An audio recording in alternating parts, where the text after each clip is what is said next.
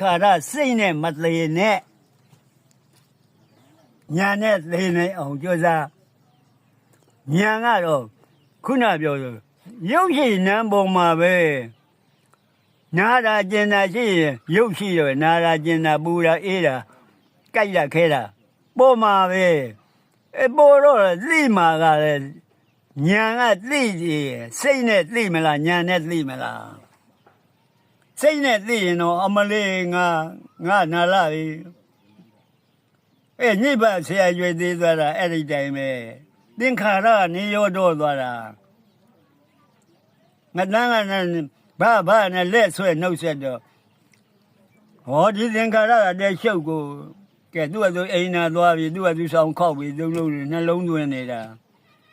ကဲအဲ့လိုနဲ့မကြီးသွားတော့ကဲအသက်မရှိတော့ဘူး9မိနစ်10မိနစ်လောက်ကြာတယ်သင်္ခါရကိုရှုနေတာအဲ့ဒီလိုသိတော့ကဲသူ့မနာမာခြင်းမာရတော့ကိုသေကံနဲ့ယောဂဆိုတာဘယ်လောက်ဆိုးမလဲသေခြင်းဆိုးအဆိုးဆုံးယောဂအဲ့ဒီချိန်လေးမှာစိတ်နဲ့မသေးလဲညာနဲ့သိနိုင်အောင်ကြိုးစားစိတ်ကိုညာဖြစ်ဖို့ရာကသူတို့စိတ်ကမြတ်တရားနာလျော်စွာကျင့်မှသိယုံနဲ့မပြီးဘူးကျင့်မှကာယသင်္ခါရဝစီသင်္ခါရမနောသင်္ခါရစိတ်ဟာသင်္ခါရတရားလေးရဲ့အဲ့ဒီသင်္ခါရလေးကိုနေရောတော်ရဲညာနဲ့မှနေရောတော်နိုင်တာဟိုးနဲ့လုံနေဒေါသပဲ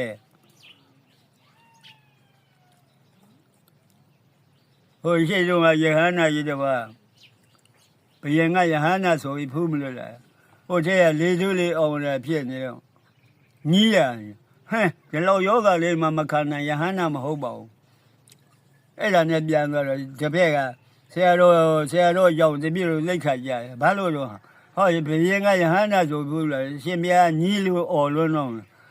မင်းတို့ဘယင်ကယဟန္တာမဖူးကျင်လားကဲမောင်မစင်းခဏပြန်ထွက်လိုက်